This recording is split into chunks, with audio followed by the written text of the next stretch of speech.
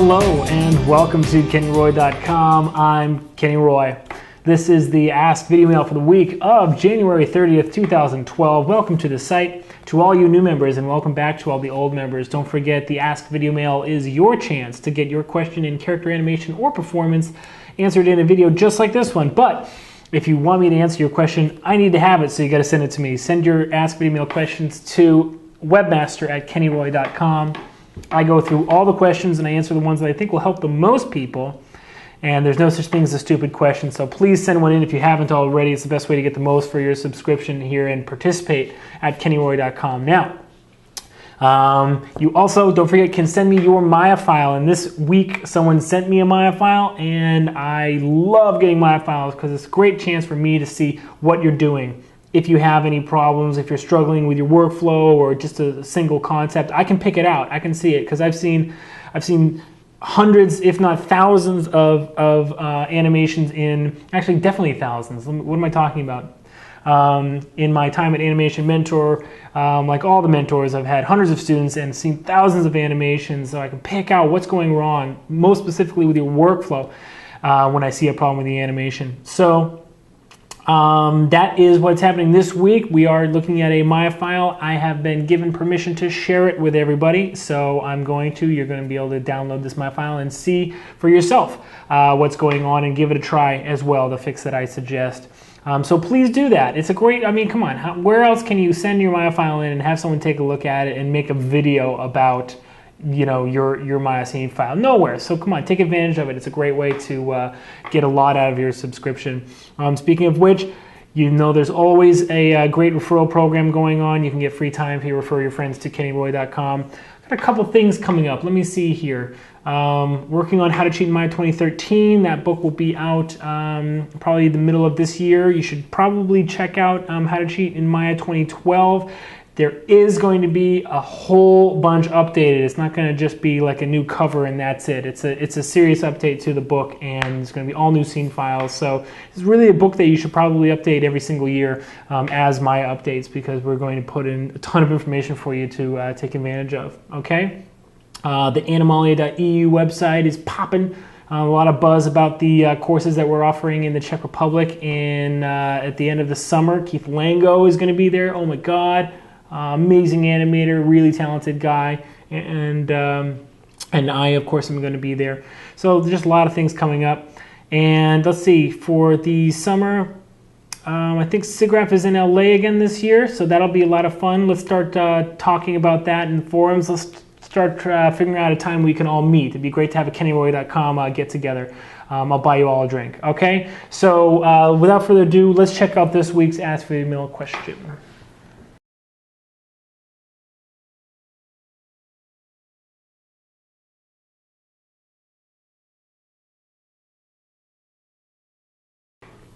Well, first of all, thank you for sending in your Maya file, and I opened it up and I took a look, and I think I've picked out a workflow issue that I want to harp on. Now, workflow is a huge issue of mine. If you don't know this already, I don't know how you've been paying attention. Workflow basically means, just to recap, the repeated, and that's the emphasis right there, the repeated process that you use to create animation. How do you make a shot? Well, if you don't have a method that you follow every single time, then you don't have a workflow. If you're just going willy-nilly and just wiggly-giggly every single time you get a shot and starting with a big question mark over your head, then you don't have a workflow. I suggest you do check out the workflow walkthrough lectures and the advanced workflow that's in the store right now. Back in the lecture archive, I think the workflow walkthrough was January, February, March of 2011. And the advanced workflow is in summer of 2010. So you gotta kind of search back for those. You'll be able to find them if you're interested. And check those out, because I give out, and you can ask it from me if you want, the workflow checklist. It's a PDF, and it's really just a guideline for you to take, just work with alongside your animation and see if you are going through these thought processes while you're working. But basically, workflow is super important to me because too often I see students struggling with their work when they could have learned the skill that is lacking for them at that moment if they had just paid attention to what they did, like the animation, the shot before. And it's really that simple. It's taking a really close, thoughtful look at how you are creating animation, how you're working, as opposed to just working on a shot and working it until you really can't see anything changing anymore. Okay, so let's take a look at this Maya scene file. Okay, it loads up really nicely, and as you can see, the animator did decide to reference in the rig. Very good job.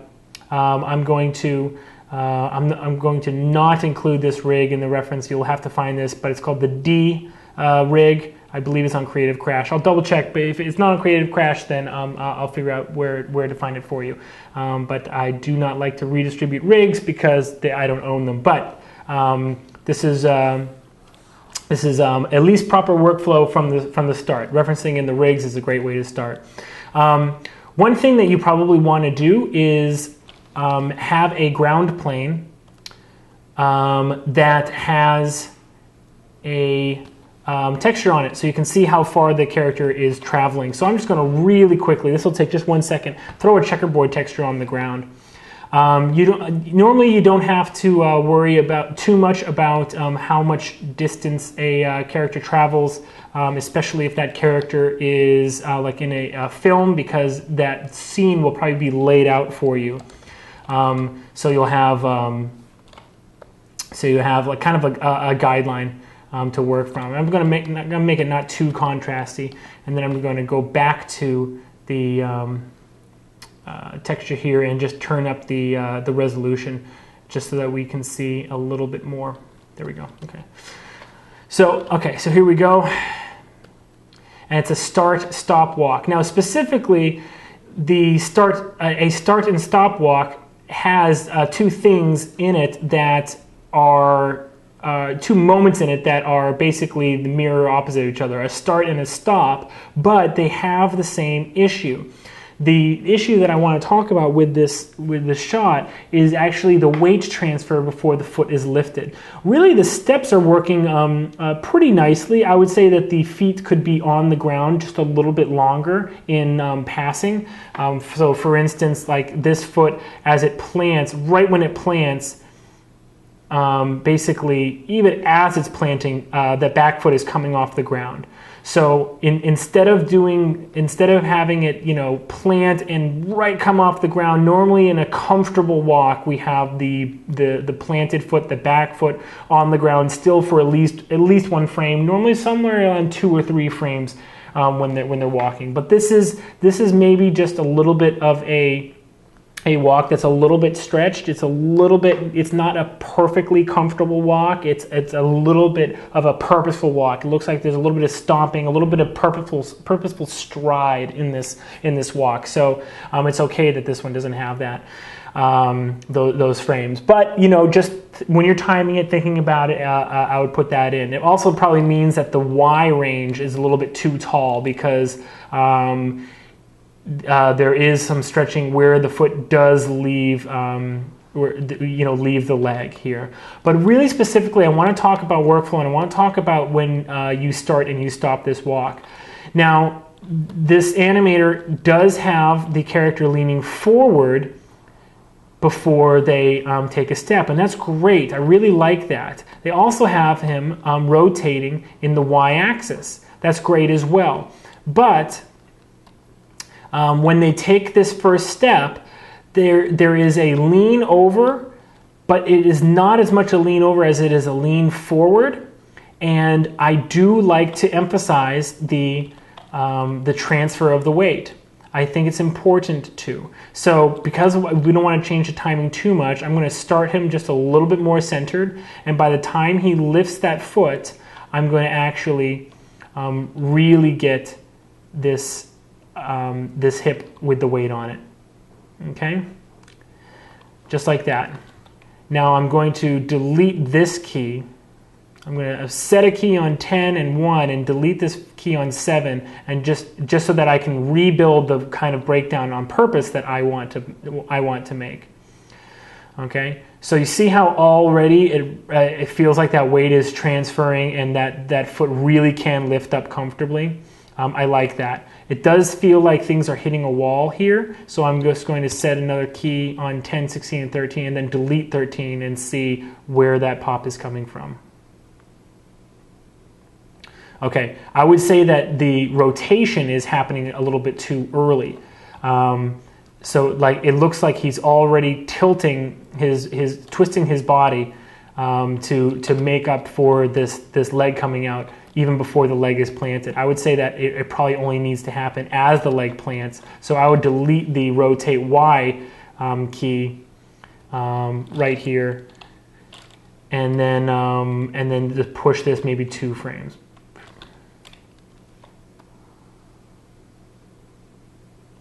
Okay.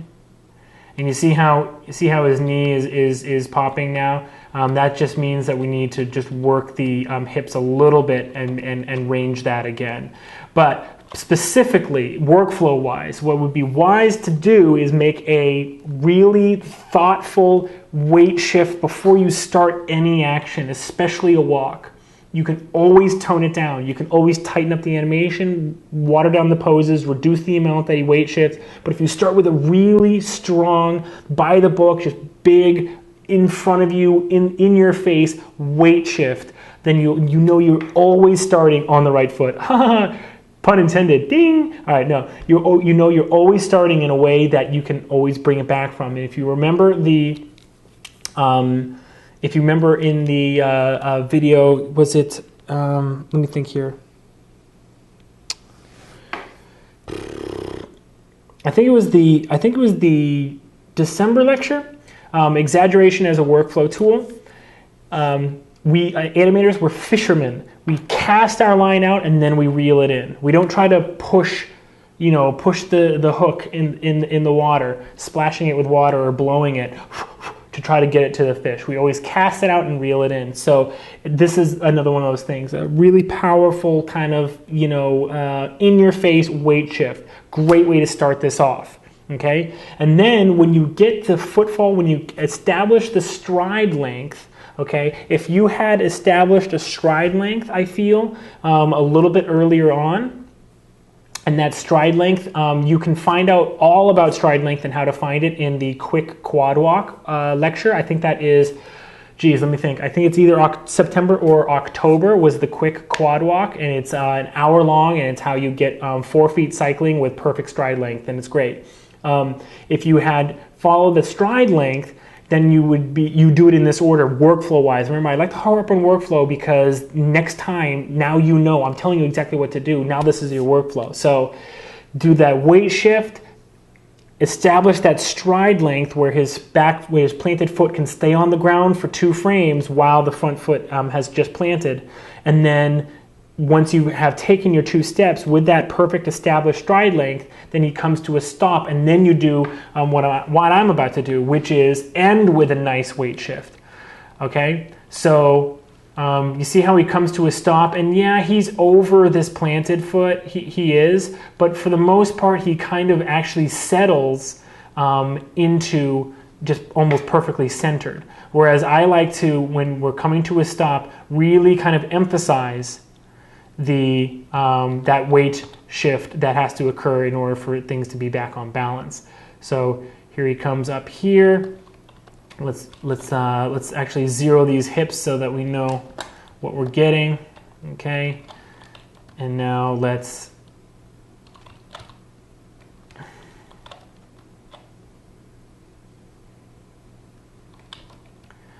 see how much more that's emphasized. Now it's really right over this planted foot. Okay, then I'm going to hit S. We don't have enough frames to really settle this. Let me add a few frames at the end here, and then we'll do our just nice kind of by the book settle, which is a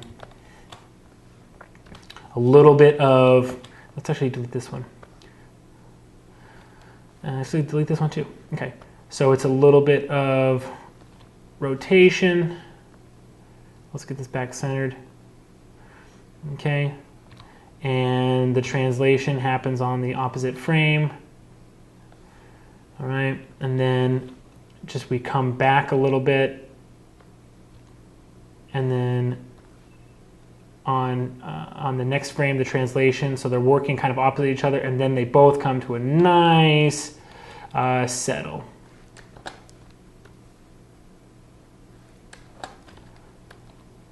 Nice and centered. Okay. So let's see what we have to do. Okay, so it hits a wall a little bit. Let's jump into our graph editor real quick and see what's going on here. Okay, so it doesn't come, all right, looks like there's just a few things right here. Is that Z? Yep, it needs to come to a little bit more of a gradual stop. I don't need this key clearly. Let's see what else. These are obviously supposed to look like this. You can kind of do some smoothing in the graph editor, as you can see me doing right now. You can kind of do it like without even looking. Like just like some things just don't look smooth, you know, and splining won't always help. Okay, so these all, okay, so everything needs to come to a nice gradual settle. And let's flat these. Let's free the weights. Up, they're not weighted. Curves weighted. Let's free the weights a little bit, and then just bring them in a little bit more to a nice settle. What's this? Rotate X. Okay, so that's forward and back. Probably don't need this key, and this one can be just a little bit more smooth like that. I'm sure that's not supposed to look like that. Let's see, this would be a step, and then the other step. Okay, so this would need to be fixed out. Rotate X in the body, the back and forth in the body. This doesn't look like it was derived from a cycle, which in some you know, in some ways it's really good that you didn't just like copy and paste the cycle and then just like slap on a start and a finish to it. On the other hand, things should be pretty even, unless you're doing like a character walk or they're walking downstairs or turning or something. Like things should be pretty even on both sides. So I'm curious. I'm not going to get into it because it doesn't really have to do with workflow. It has to do with the walk. But I'm curious as to why the rotate X, it doesn't actually bounce on each step. Anyway, so here we have our nice new ending where he really puts that weight over that foot and then settles back down onto this one. We can actually roll the hips a little bit, just a little bit more. So I'm just going to delete this key and keep this up. And then as he goes onto this one, we're going to rotate it up like this. Just delete this key. Okay, so here we go. Here's our new settle.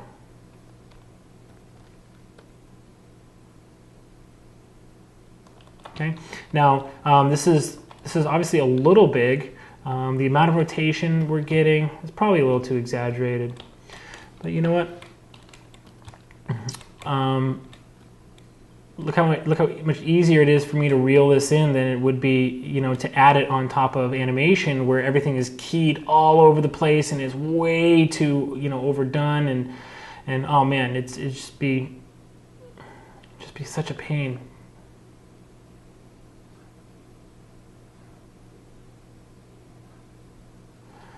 Okay.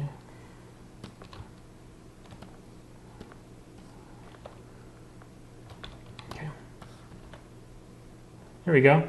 All right, so coming to a nice even settle. And you know, some animation directors will come along and say, look, oh, this is just like too much wiggle, this is too much back and forth, so like take one of those out. Again, so much easier to tone this effect down than if it wasn't in there in the first place. So kind of just like to summarize everything, I'm going to save this scene as just a little bit of a new version. I'm just going to, it's called Start and Stop Refine. I'm just going to call this Start and Stop Refine Kenny. Okay.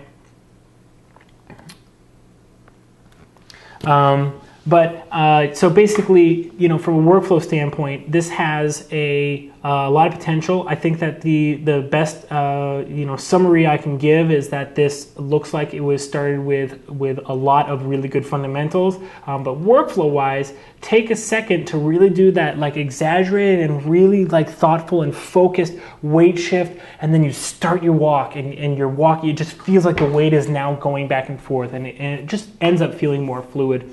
And then end it with the same walk. Also workflow-wise, it doesn't look like you really ranged these feet according to stride length, and that's why you're getting knee pops, and the foot is having to lift up before it's on the ground for at least 1 or 2 frames. okay? So not bad animation, not at all, and I encourage everyone who's watching this video to download the scene file. Just break it open and check it out, see what I've done, and see what the original looked like, and maybe polish it and finish it yourself. I don't know. Have fun with it, okay? That was a lot of fun. Thank you for sending the scene file. It's always fun to open up my file and check out what's going on inside. You can do that too. If you haven't sent an Ask Videomail question in, now is the time. You can send me my files or ask me anything about character animation or performance, and the address to send those questions to is webmaster@kennyroy.com. Please send one in if you haven't already. It's a great way to participate in the site. All right, that was fun. Thanks a lot. Great luck. Good luck with your animation. And as always, rock on.